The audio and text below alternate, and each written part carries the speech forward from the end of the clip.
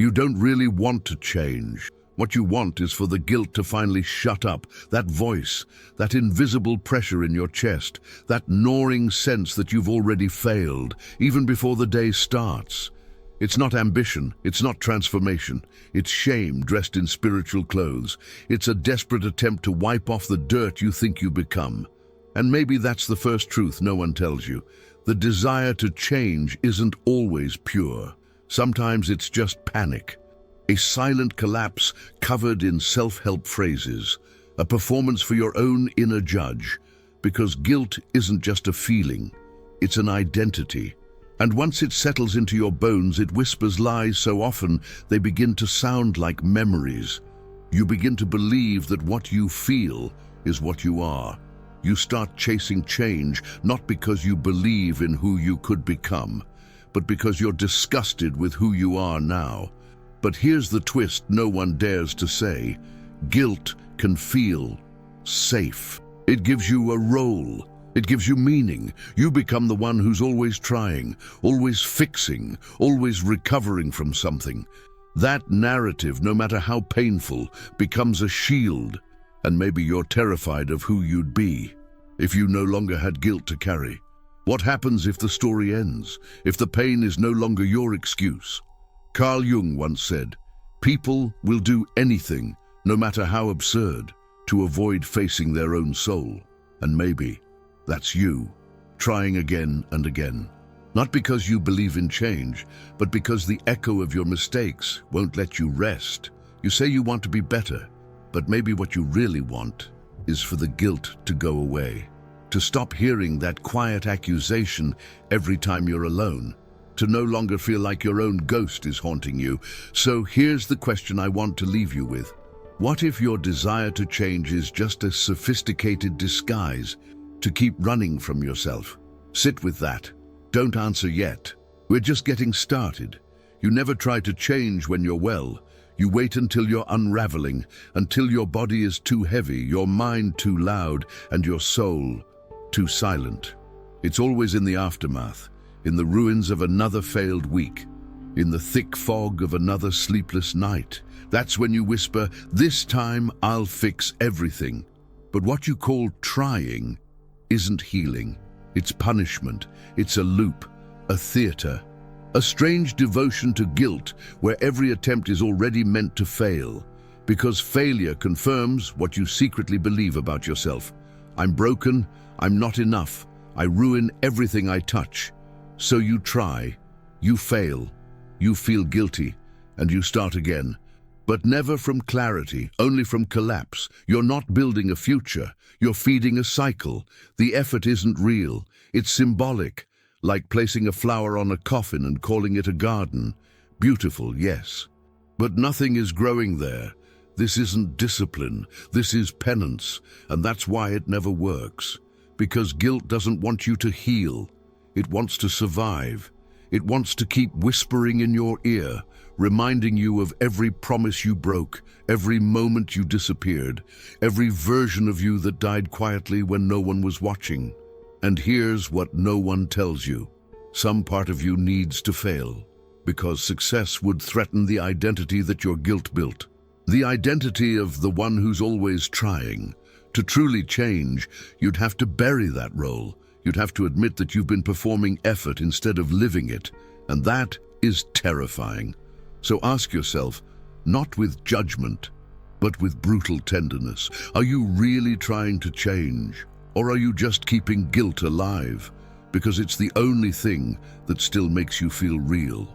There's a point where pain stops being a visitor and becomes your name. It happens slowly. The guilt lingers, the shame deepens, and one morning you stop seeing yourself as someone who made mistakes and start seeing yourself as the mistake itself. That's when guilt mutates. It's no longer a reaction to what you did. It becomes the lens through which you see everything, including yourself. You no longer remember who you were before the collapse, before the night spent staring at the ceiling, before the silence grew teeth. And the worst part? It's not that you feel guilty. It's that you can't imagine who you'd be without it. Pain, when it lasts too long, becomes identity. It gives structure to the chaos, a shape to the emptiness, and the ego, terrified of the void, latches onto it like a lifeline. It would rather be the broken one, the guilty one, the one who never gets it right, than be no one at all. Because being no one, being free, means starting again. It means killing the version of you that learned to survive by self-sabotage.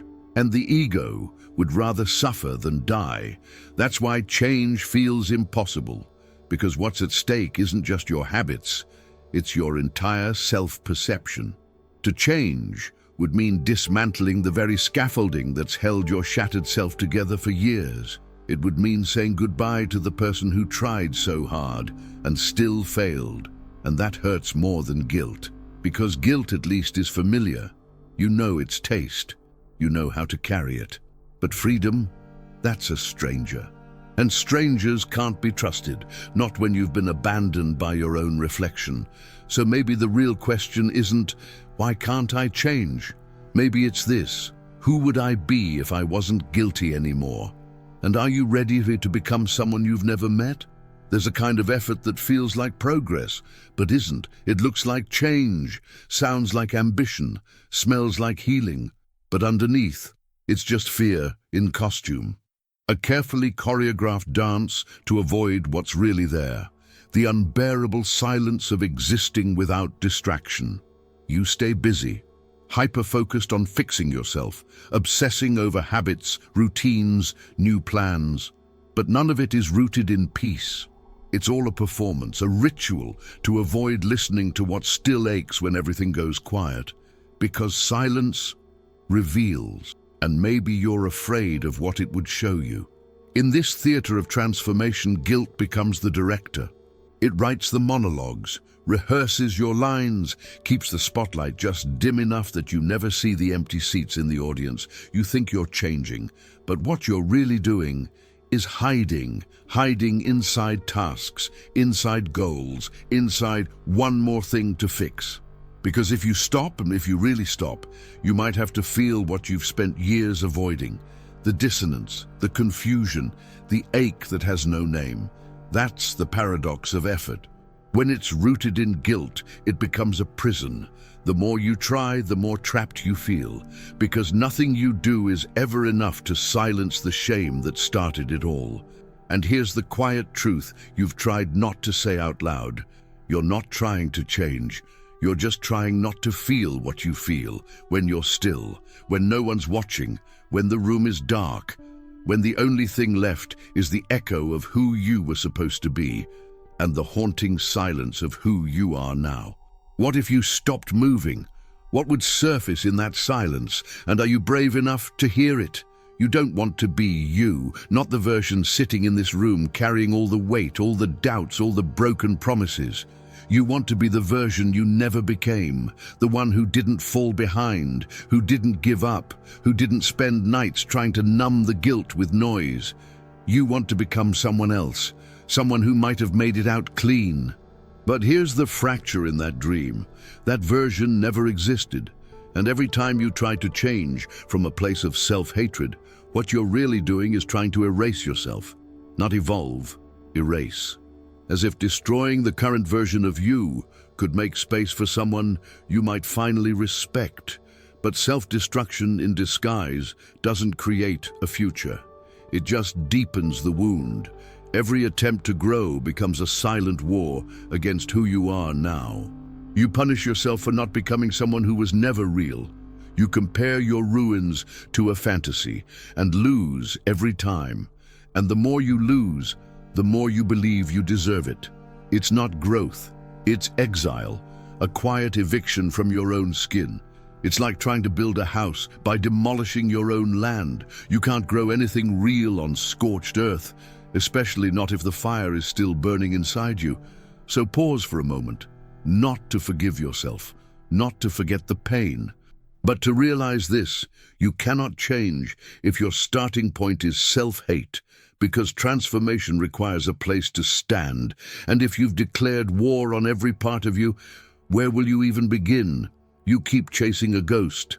And maybe it's time to ask, who taught you that you had to become someone else to be worthy of love? And why did you believe them? There's a strange moment in the healing process that nobody talks about. The moment where you could finally forgive yourself, and you hesitate because somewhere deep inside, forgiveness doesn't feel like freedom. It feels like betrayal, as if letting go of guilt would mean letting yourself off the hook too easily. As if all the pain, all the shame, all the silent apologies whispered into your pillow would vanish without justice.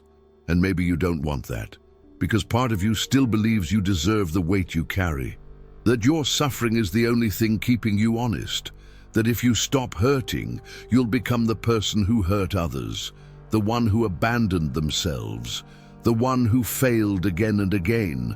But that's the illusion. That's the trick guilt plays. It makes you think the debt is real, but there is no debt. There's only the grief of having become someone you no longer admire. You're not paying for a crime. You're punishing yourself for being human. And the tragedy is, it almost feels noble. Like your guilt makes you better, like your suffering proves you care. But the truth is far more brutal. Guilt is easier than reconstruction, because rebuilding yourself means facing everything you've avoided. It means sitting with your own eyes in the mirror without flinching. It means admitting that even if you were wrong, you're still worthy of beginning again.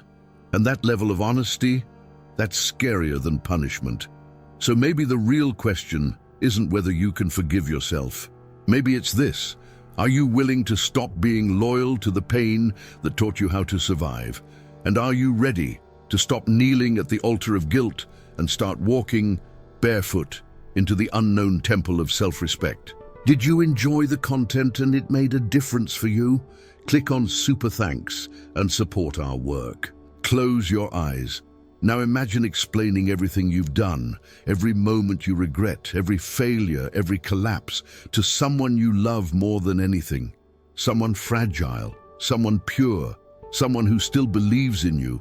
Imagine they are the one who lived your life. What would you say to them? Would you scream the way you scream at yourself? Would you call them names, curse them, tell them they'll never be happy again?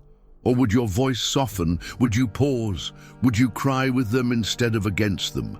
That response, that sudden tenderness, is the mirror, because it reveals something you've buried. The judgment you use on yourself isn't human. It's not how we treat people we love. It's not even how we treat strangers. It's how we treat monsters. And that's the tragedy.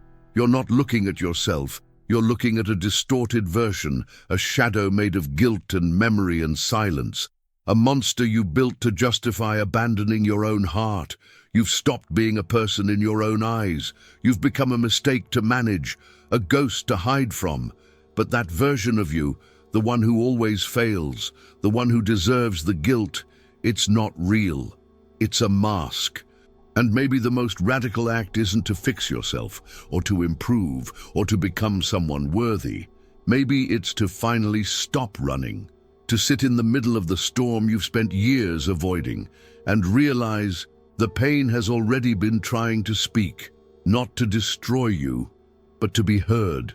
What if you're not broken? What if you've just been too afraid to listen to what's already screaming inside? There's a kind of guilt no one speaks about. Not the guilt for what you did, but for what you might become if you heal.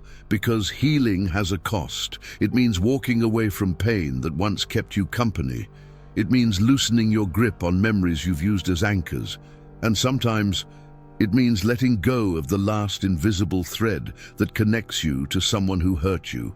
And that feels like treason. You don't want to betray the version of you that suffered, the younger you who cried alone, the you who waited for someone to say, "I see you." And when that recognition never came, pain became your identity. It became proof that what happened mattered, that you mattered. So now, the idea of getting better, truly better, feels like abandonment, as if moving forward means saying it didn't matter, as if smiling again would erase what broke you. But that's not how healing works. You're not betraying the past by rising from it. You're not betraying the pain by no longer bowing to it. You're not betraying the people who couldn't love you by finally choosing to love yourself. You're just changing the contract. You're saying, I carried this for long enough, and now I need both hands free. But that kind of freedom can feel like a loss. Because if the pain goes, what remains? If you stop being the one who suffers, who are you? Maybe that's the deepest truth. You don't want to heal, not completely, because the pain is the last thing connecting you to someone you still wanted love from. And letting it go would mean letting them go too. There is a pain that doesn't scream anymore. It just sits there, in the bones, in the pauses, in the way you breathe when no one is watching. It's not dramatic, it's not loud, it's just always there. That's what guilt becomes after a while. Not a fire, but smoke, not a wound, but a scar you keep opening out of habit. You've learned to live around it, to dress it in purpose, to name it motivation. But it isn't. It's grief. Grief for a version of you that never got to finish the story. A version that got stuck between survival and rebirth. And now, you're just carrying the echo. But echoes don't need to be healed. They need to be honored and then released. Carl Jung spoke of individuation, the brutal, sacred journey of becoming who you truly are by facing what you truly are not. And to do that, you must descend, not to rise like a phoenix, but to bury with dignity the self that no longer serves you. Change isn't about becoming better. It's about letting the old pain die, without needing to take you with it. The guilt you feel isn't your truth. It's just what's left when a part of you has outlived its purpose and refuses to let go. So now, all that's left is silence, not the silence of defeat, but the silence before resurrection, because you're not broken. You're just tired of hurting yourself to prove you still feel.